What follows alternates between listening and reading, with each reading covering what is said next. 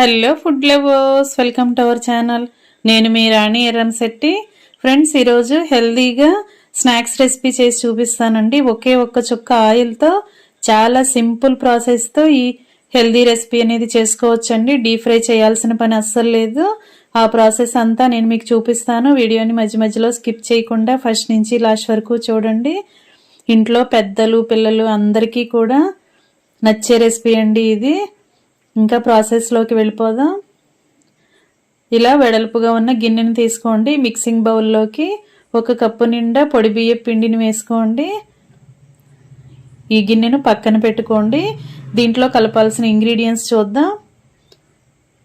వేరుశనగ పప్పులండి, పల్లీలు, వీటిని డ్రై రోస్ట్ చేసుకుని పై స్కిన్ అంతా తీసేసుకుని ఇలా మొత్తం కూడా పొట్టంతా తీసేసుకున్న తర్వాత ఇలా పప్పుల్ని మిక్సీ జార్లో వేస్తున్నానండి. కొన్ని పల్లీలు వేపినప్పుడు ఆయిల్ కానీ నెయ్యి కానీ అలాంటిది వేయాల్సిన పని లేదండి. డైరెక్ట్గా పల్లీలను ఫ్రై చేసుకుంటే సరిపోతుంది.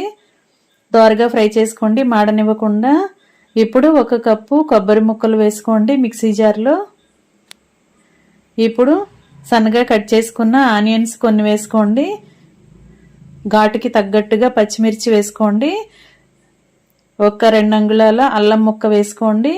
1 టేబుల్ స్పూన్ జీలకర్ర వేసుకోండి. హెల్దీ రెసిపీ అన్నాను కదా.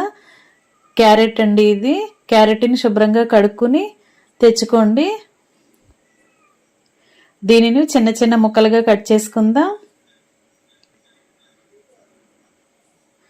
ఇలా చిన్న చిన్న ముక్కలుగా కట్ చేసుకుని ఆ ముక్కలన్నీ కూడా మిక్సీ జార్లో వేసుకోండి.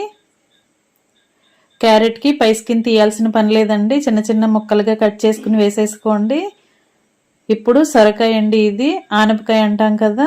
ఈ సొరకాయని కూడా చిన్న ముక్కను తీసుకుని ఈ రెసిపీలో వాడబోతున్నాను. హెల్దీ రెసిపీ అన్నాను కదా, చాలా టేస్టీగా ఉంటుందండి సొరకాయ చెక్కలు. దీనిలో నుండి ఒక చిన్న ముక్కని కట్ చేసుకుని ఆ ముక్కకి పై స్కిన్ అంతా తీసేసుకోండి. ఇలా తీసుకున్న తర్వాత దానిని బాగా కడుక్కుని చిన్న చిన్న ముక్కలుగా కట్ చేసుకోండి. ఇలా నేను వీడియోలో చూపిస్తున్న విధంగా కట్ చేసుకోండి. క్యారెట్ సొరకాయ ముక్కలతో చాలా హెల్దీగా టేస్టీగా స్నాక్స్ రెసిపీ అనేది చేసి చూపించబోతున్నానండి. చాలా టేస్టీగా ఉంటుంది, కమ్మగా అనిపిస్తుందండి, హెల్దీగా కూడా ఉంటుంది. ఈ ముక్కలన్నీ అలా వేసుకున్నాం కదా. టేస్ట్కి సరిపడా సాల్ట్ వేసుకోండి. 1/2 టీ స్పూన్ పసుపు కూడా వేసుకోండి. 2 టేబుల్ స్పూన్లు కారం వేసుకోండి. బియ్యం పిండి క్వాంటిటీని బట్టి నేను చూపించిన ఇంగ్రీడియంట్స్ అన్ని మీ టేస్ట్కి తగ్గట్టుగా వేసుకోండి. వీటిని బాగా గ్రైండ్ చేసుకోండి. ముందు బరకగా గ్రైండ్ చేసుకోండి, వాటర్ అనేవి ఏమీ యూజ్ చేయకుండా. ఎందుకంటే క్యారెట్లో అలాగే సొరకాయలో కూడా వాటర్ కంటెంట్ అనేది ఉంటుంది కదా. ఆ వాటర్తోనే చాలా వరకు నలిగిపోతుందండి. తర్వాత నేను చూపించిన విధంగా కొంచెంగా వాటర్ పోసుకుని మెత్తని పేస్ట్ లాగా గ్రైండ్ చేసుకోండి. ఇలా గ్రైండ్ అయిన మిశ్రమం అంతా కూడా అలా పిండిలో వేసేసుకోండి. వాటర్ అనేవి ఎక్కువగా పోయకుండా గ్రైండ్ చేసుకోండి. నేను చూపించిన విధంగా గ్రైండ్ చేసుకోండి. ఇదంతా కూడా పిండిలో వేసుకుని బాగా కలిపేసుకోండి. స్పూన్ పక్కన పెట్టేసుకుని చేత్తోనే పిండి అంతా కూడా కలుపుకున్నట్లయితే మనం వేసిన గ్రైండ్ చేసి పెట్టుకున్న పేస్ట్లో ఉన్న వాటర్ అంతా కూడా పిండిలో కలుస్తుందండి. మనం ఎక్కువగా వాటర్ అనేవి పోయాల్సిన పని ఉండదు. ఆ తేమతోనే పిండి అంతా కూడా ముద్దలాగా రెడీ అయిపోతుంది. ఇప్పుడు కడుక్కుని సన్నగా కట్ చేసి పెట్టుకున్న కొత్తిమీర తరుగును వేసుకోండి. అలాగే కడుక్కుని పెట్టుకున్న కరివేపాకులు కూడా కొన్ని వేసుకోండి. ఇప్పుడు 1 అరగంట క్రితం నానబెట్టుకున్న పెసరపప్పును కూడా వేసుకోండి.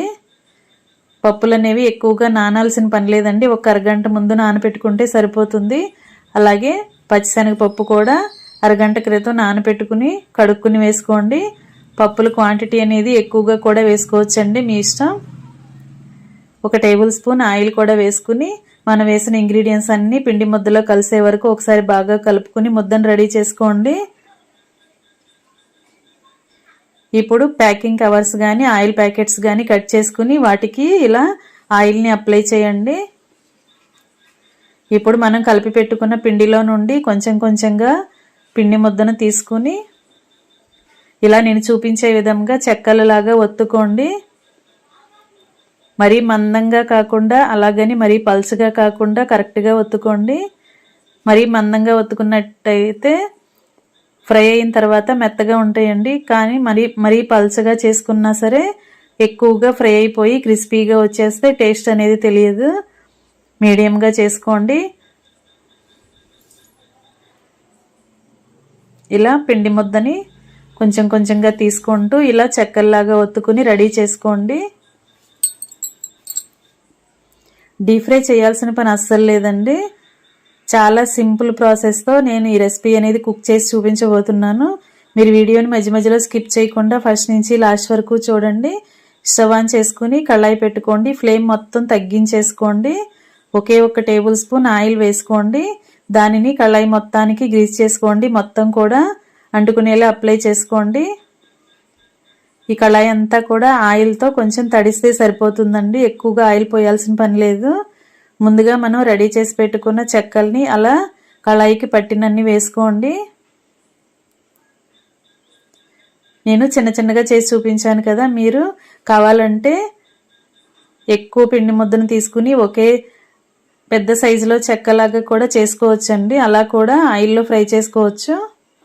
ఒకే ఒక స్పూన్ ఆయిల్తో కూడా ఫ్రై చేసుకోవచ్చండి. ఎక్కువగా ఆయిల్ పోయకూడదు. ఇలా ఒకవైపు ఫ్రై అయిన తర్వాత వెనుక వైపు కూడా ఫ్రై చేసుకోండి.